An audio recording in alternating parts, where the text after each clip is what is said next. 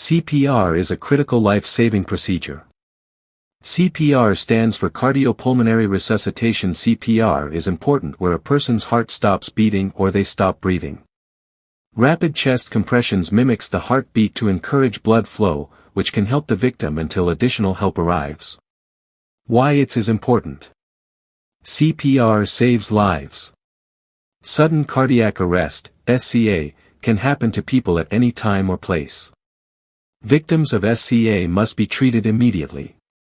If CPR is performed immediately, it can double or triple the chance of survival from an out-of-hospital cardiac arrest.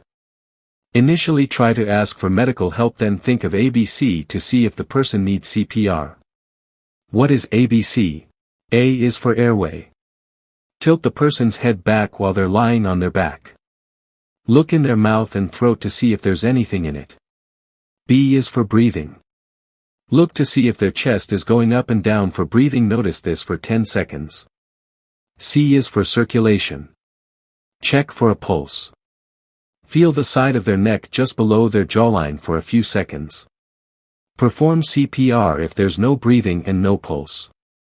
How to perform CPR? There are two main types of CPR. Number 1, hands on CPR. Number 2, CPR with breath. In hands only CPR or compression CPR. Put one of your hands over the other and place them in the middle of the person's chest. You push in the center of the person's chest 100 to 120 times per minute. Push down 2 inches each time. Make sure you allow their chest to come all the way back up between compressions. CPR with breaths. It requires some training.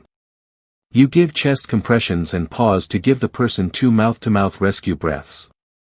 You give the breaths every 30 compressions, about 20 seconds or so. Continue until help arrives.